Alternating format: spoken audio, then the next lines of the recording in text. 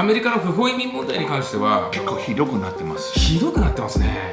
内乱かもしれない。アメリカ全土大変になってるんですよ。これタッカー・カールソンさんがそうです。アメリカという国はもう滅びるってそこまで言ってますよね。はい、ある。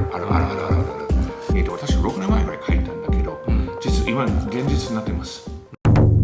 こんにちは、カズです。こんにちは、マックスです。越境 3.0。はい、マックスさんこんにちは。こんにちは。はい、皆さんもご存知の元アメリカ海軍情報局、そして軍事評論家、YouTube チャンネル、軍事歴史のマックスアワからのマックスさんです。マックスさん、今日もよろしくお願いします。よろしくお願いします。アメリカの不法移民問題に関しては、この越境 3.0 チャンネルの何度もマックスさんと対談で、かなり強い警鐘を鳴らしてきましたけど、結構ひどくなってます。ひどくなってますね。本当にひどくなって。で、この問題で、ちょっと歴史の話した。アメリカの南北戦争。皆さんがなんかアメリカ南北戦争あって、それ1861年から1865年の間にね、ちょっとこの写真見ましょう。でこれはね、砦です。で、これがサムター砦っていうんですよ。で、場所はチャールストン、サウスカロライナ州のチャールストンの港に真ん中に島であったんですよ。アメリカ1861年でもうチャールストン州、サウスカロライナ州はアメリカから撤退、南の連邦政府に入ったんですよ。でもね、他の砦からアメリカ軍が撤退したんだけど、リンコン大統領の命令でここに残ったんですよ。で、まだね、アメリカと北と南、戦争状態じゃない。で、出てけっていう命令だと出てけないとか、これがそのサウスカロライナ軍が、州の軍が逮捕撃ったり。これで、州の軍と連邦政府の軍でもう戦い始まって、総合戦争始まった。この前近いんだってよ、アメリカ。すごい近い。テキサスでなんか戦争始まるぐらいの勢いだった。で、場所はイーグルパスっていうの町です。イーグルパス。で、これはテキサスとメキシコの国境。テキサスとメキシコの国境。で、これがその川、向こう側はメキシコ、こっち側はアメリカ。その不法侵入の方が川渡ってる、歩いて渡れることができる。一番前の方にジャバラ型鉄条網。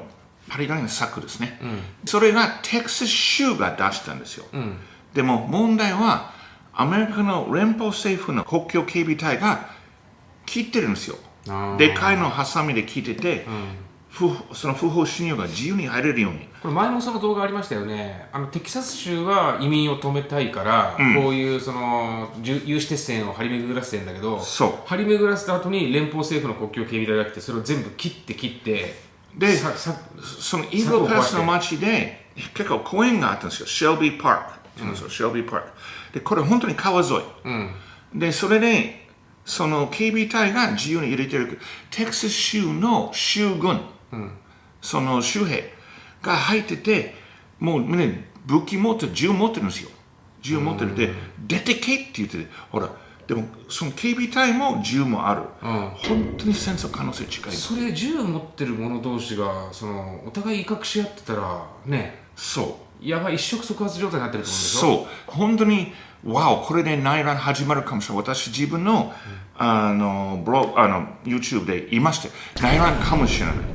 でも日本人が、いやマックス言い過ぎんじゃないかな。No。今ちょっと南北戦争それ見せて、緊張感あるってどっかで打ち始まると、もう感情になるとか、本当に戦争言っちゃう。で、日本人はそういう民族ではないんですよ。日本人は割と協力とか、するけれど、アメリカ人はそのことないんです。アメリカ全土大変になってるんですよ。例えばシカゴで泊まるところないから。シカゴの空港はやばいね、オヘア空港。ちょっとそういう映像を見せましょうか。これタッカー・カールソンさんが、そうです。この今のアメリカの状態が本当にやばいと、これはもう本当に侵略という状態になっていて、アメリカという国はもう滅びるってそこまで言ってるんですよね。この動画ちょっとぜひ皆さんに見ていただきたいと思うんですけど、タッカー・カールソンさんがここまで言ってるというぐらい結構強烈な動画です。大変ですよ。本当に大変です。こちらです。The story of history is the story of invasions. One group of people moving into someone else's land and taking it. One nation ends, another begins. Invasions drive history. Few Americans understand this is happening to them right now. The United States of America is being invaded. For the love of God, this is a damn invasion. Who is allowing this? They invaded our privacy. I think it's an invasion of the country. In other words, it's ending. The country you grew up in no longer exists. Soon it will be unrecognizable. No one is fighting back.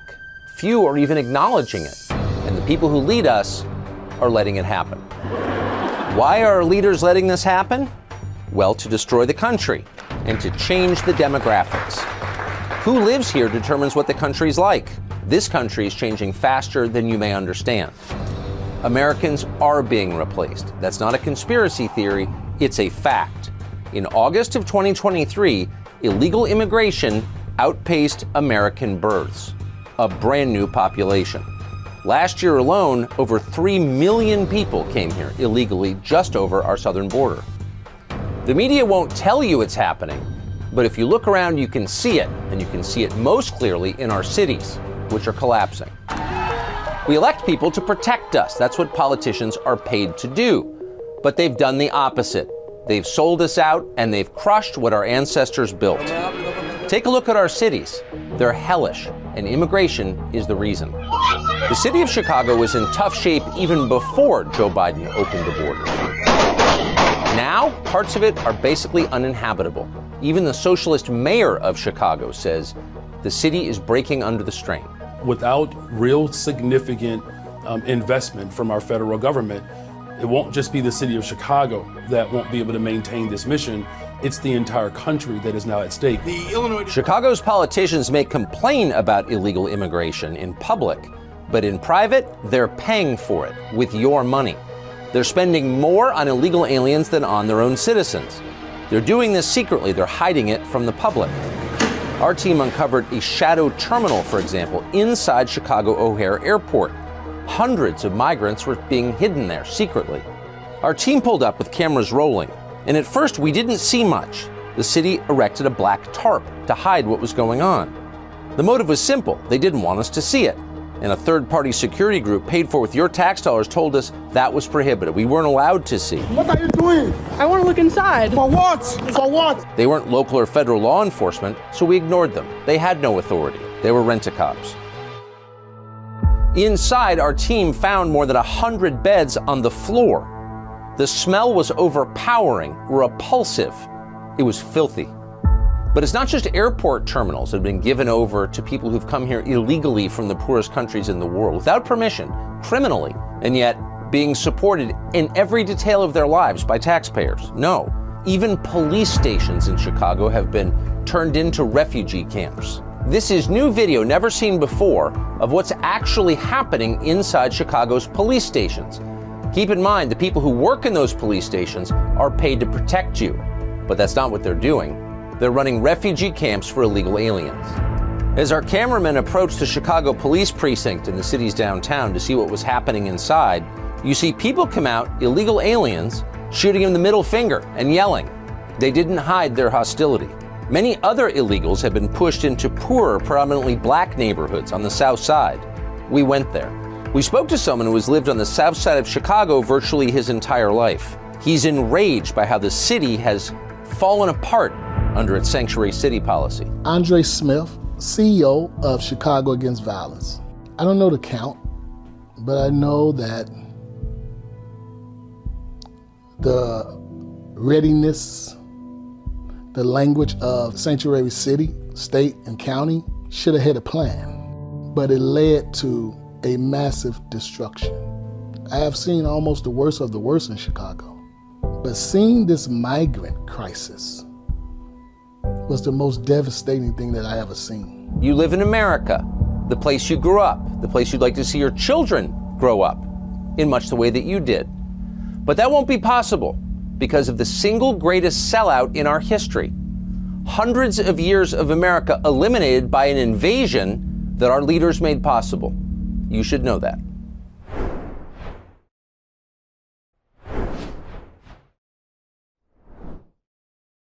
で他の話もある。シカゴで泊まるところなくてバスで泊まってる。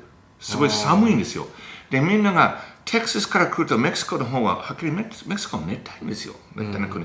で T シャツとかなんかねサンドルぐらいしかないんでそれみたいな感じで、でそれシカゴ行くとマイナス30度とかなんかね。ね、そうですよね。私も生まれはシカゴで、もうすごいですよ、雪の方とかね。いや、そんな中に今どんどん移民が来て、で、先ほどのグラフ見るけど、これ700万人でしょ。これバイデン政権で、これ700万人で、最近の14年間で同じよう700万人が来ました。それがたった32ヶ月間で同じ700万人が、まあ、これバイデン政権の3年間ですよね。で、やっぱりね、犯罪言ってるんですよ。今、シカゴの郊外、オークブルックっていう街がね、最近47人の略奪組、みんなやっぱり入ったばかりの、その不法侵入。ね。だから、これからどうするって、テキサスの公園でね、今、州兵がいるから、前は1日2000人が入ってたんですよ。その公園だけで。で、1日。で、今500人、なんとかかぶで、そういう500人捕まって、その州の軍の刑務所に入れてるんですよ。それ州兵がやってるんですよ。で、州兵にみんなに拒否して、回って、ちゃんとの入国のところに、ちゃんと入国で申し込みなさい。そういうことやってるんですよ。これをね、全く日本のマスコミは報道してないので、してないんですね。アメリカがこういうことになってるっていうのは多分ほとんどの人知らないですよ。知らないでしょ。でもね、本当に問題になってますよ。ね。でアメリカっていう国がなくなるんですよ。今本当なんかそれ皆さん信じられないかもしれないけど、マックスさんも言ってるし、タッカー・カルソンさんもね言ってますよ。言ってますね。アメリカという国がもうなくなると。ね、でこういう例えばみんなが別の宗教、別の言葉とか、別の宗教は一応クリスト教ですよ。でもみんなほとんどキャストリックってで、今までアメリカは大多数はプロテスタント、それも少なくなるでしょう。やっぱり宗教も敏感な問題ですよ、アメリカで。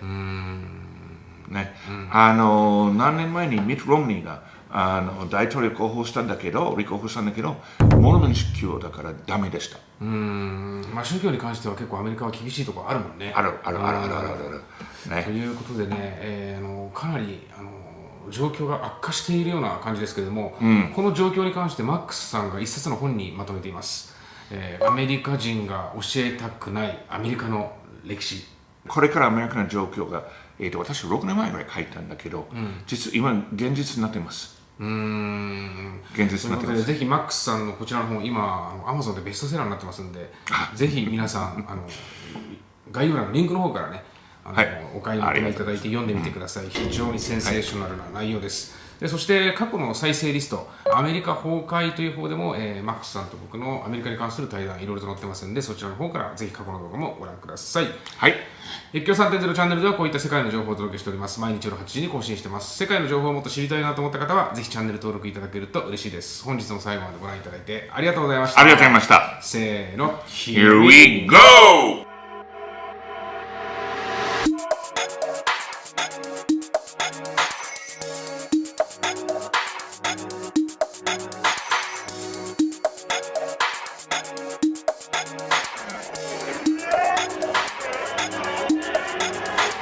世界とつながりたいあなた、待ってます。